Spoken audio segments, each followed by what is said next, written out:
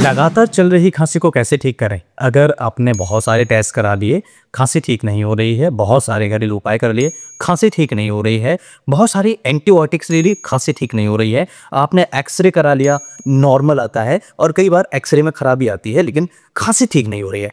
आज की इस वीडियो में आपको मैं 2 ऐसे नुस्खे बताऊंगा जिनकी मदद से आपकी खांसी 110% ठीक हो जाएगी और आपको खांसी रिपीट नहीं होगी। पक्का मानिए, बहुत अच्छी नुस्खे बताने वाला हूं। रात में खांसी अगर बढ़ जाती है, सांस रुक रुक कर चलती है, सांस लेने में तकलीफ होती है, सीने में जलन होती है, कफ जमा हो जाता है, बोलने में तकलीफ होती है, नींद अच्छी नहीं होती है, नींद खराब हो जाती है, तो आपको अगर ये सभी समस्याएं हैं, इस वीडियो को पूरा देखिएगा, अंत तक देखिएगा, बारीकी से समझिएगा। वीडियो अच्छा लगे तो लाइक जरूर करना और कमेंट करके मुझे बताना कि इस वीडियो से आपने क्या सीखा और आपके लिए ये वीडियो कितना फायदेमंद था। क्या ये सिर्फ एक सर्दी की वजह है या इसके पीछे कोई बड़ी समस्या छिपी हुई है, कोई बड़ी वजह है? आज हम यही सब चीजें क्लियर करेंगे। लगातार खांसी क्यों चल रही है आपको, इसका रामबाण घरेलू उपाय क्या है और बेस्ट होम्योपैथिक मेडिसिन क्या है जिससे आप अपनी खांसी को परमानेंटली ठीक कर सकते हैं। सबसे पहला सवाल, खांसी लगातार क्यों चल रही है, इसके पीछे कारण क्या है? सबसे पहला कारण वायरल या बैक्टीरियल इन्फेक्शन होना। सर्दी जुकाम के बाद कई ऐसे दिनों तक ये खांसी रह सकती है। दूसरा कारण एलर्जी, डस्ट या पॉल्यूशन या वेदर चेंज होने पर भी आपको हो सकती है। आजकल अधिकतर लोगों की खांसी बड़ी इन्हीं कारणों से बढ़ती जा रही है। तीसरा कारण पोस्ट नेजल ड्रिप, पीएनडी जिसे कहते हैं, जिसमें नाक के पीछे कफ गिरता रहता है, कफ आता रहता है, पीएनडी कहते हैं। इसकी वजह से भी खांसी होती है। चौथा कारण अस्थमा होना या ब्रोंकियल हाइपर रिएक्टिविटी होना। हल्का अस्थमा भी लगातार खांसी देता है, तो आप समझने की बहुत जरूरत है अगर इनमें से कोई कारण है। पांचवा कारण, अगर किसी को जीईआरडी है, एसिड बनता है, गले तक आता है, तो ड्राई कफ बनता है, खासकर रात में बढ़ जाता है तब भी होता है। इसके अलावा छठवां कारण पुरानी साइनस होना। आपने बहुत सुना होगा साइनस, छींक, एलर्जियां। तो अगर किसी को पुरानी साइनस है तब भी खांसी रह सकती है, क्योंकि बलगम बनता है और कई बार ये बलगम गले में जाता है और खांसी बनी रहती है आपको। सातवां कारण, स्मोकिंग कर रहे हैं आप। अगर आप स्मोकिंग यानी बीड़ी सिगरेट का सेवन करते हैं तब भी ये बहुत बड़ा कारण होता है और सबसे बड़ा कॉमन कारण होता है। ये फेफड़ों की लाइनिंग खराब कर देता है जिससे आपको खांसी बनी रहती है। और आठवां और लास्ट कारण, इम्यूनिटी कमजोर होना। अगर आपकी इम्यून सिस्टम वीक है, बार बार आपको इन्फेक्शन हो रहा है, तब भी आपको लगातार खांसी बनी रह सकती है। अब हम बात कर लेते हैं लगातार खांसी को कैसे ठीक करें। इसका घरेलू और रामबाण उपाय क्या है? सबसे पहला उपाय, अदरक और शहद सबसे प्रभावी तरीका माना जाता है। 1 चम्मच अदरक का रस लीजिए, 1 चम्मच अदरक लीजिएगा, इसका रस निकाल लीजिए और 1 चम्मच शहद रोज दिन में 3 बार आप इसे लेना स्टार्ट करिए। ये क्या करता है? कफ को पिघला देता है, गले की सूजन ठीक कर देता है और इम्यून सिस्टम को बूस्ट करता है, इम्यूनिटी बढ़ाता है, जिससे शरीर में बार बार बीमारियां नहीं आती है। दूसरा उपाय, स्टीम या भाप लेना। कम से कम 10 मिनट का गर्म भाप कफ को ढीला करने में मदद करता है और अगर पोस्ट नेजल ड्रिप है तो तुरंत आराम देता है।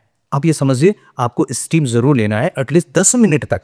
आप 5 से 10 मिनट के बीच में रख लीजिए, इतना तो आपको लेना चाहिए। तीसरा उपाय, टिप दे रहा हूं, बहुत इंपॉर्टेंट है, हल्दी वाला गुनगुना दूध पीना स्टार्ट कर दीजिए। लेकिन ध्यान रहे, अगर आपको एलर्जी है, अगर आपको लंग्स में बहुत ज्यादा बलगम बनता है, तो आप शाम को मत पीजिएगा, आप इसे सुबह पीजिए, फिर आफ्टरनून में पीजिए, बहुत फायदा करेगा। क्योंकि हल्दी एंटीवायरल है, एंटी इंफ्लेमेटरी है और एंटीबैक्टीरियल है, तो ये इन्फेक्शन को कम करने में मदद करता है, बहुत अच्छा फायदा करता है।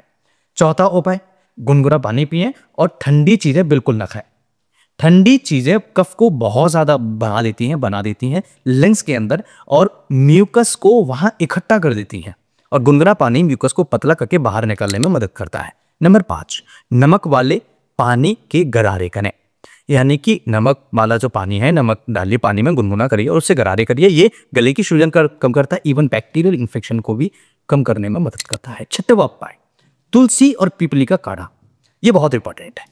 5-7 तुलसी के पत्ते लीजिए और एक छोटा सा टुकड़ा पीपली का लीजिए और थोड़ा सा शहद लीजिए, बेहद असरदार है, बहुत इंपॉर्टेंट है। और हमेशा ध्यान रखना है, घर में झाड़ू लग रहा है तो उससे थोड़ा बचाव करिए, परफ्यूम है थोड़ी उससे दूरी बना के रखिए। एलर्जी वाली जितनी भी चीजें हैं जो बढ़ा रही हैं, जिनसे आपको खांसी होती है, उन चीजों से थोड़ी सी बाहर कोशिश करिए कि आप अगर उनसे दूर रह सकते हैं तो ज्यादा इंपॉर्टेंट है। होम्योपैथी की अगर बात करें, सबसे पहला मेडिसिन है ब्रायोनिया एल्वा। 30 पोटेंशियम 200 पोटेंशियम में कब लेना है? जब सूखी खांसी हो रही हो, खांसने पर सीने में दर्द होता हो, पानी कम पिया हो, मरीज ने पानी पीने की इच्छा नहीं होती हो और गले में सूखापन रहता हो, हर मूवमेंट से खांसी बढ़ रही हो, ऐसी कंडीशन में ब्रायोनिया एल्वा सुपर मेडिसिन माना जाता है। डोज की अगर हम बात करें 30 पोटेंसी में दिन में 3 बार और 200 पोटेंसी में दिन में 1 से 2 बार दे सकते हैं। 5-5 बूंद मरीज को दे सकते हैं। दूसरी मेडिसिन होम्योपैथी में है, आपको याद रखना है, स्पॉन्जिया टोस्टा 30 पोटेंसी में। कब लेना है?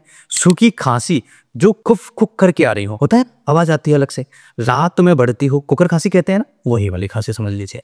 हल्की प्यास लगती हो, रात में खांसी बढ़ती हो, हवा लेते ही खांसी बढ़ना स्टार्ट हो जाए, ऐसी कंडीशन में स्पॉन्जिया टोस्टा लेना चाहिए।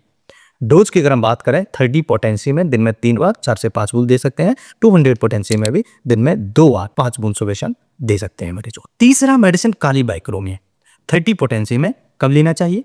जब गाढ़ा और चिपचिपा और पीला बलगम आ रहा हो, गले में कफ अटक रहा हो, बाहर नहीं निकाल पा रहे हो, सुबह सुबह ज्यादा खांसी होती हो, साइनस वाले मरीजों के लिए भी ये बहुत बेहतर है।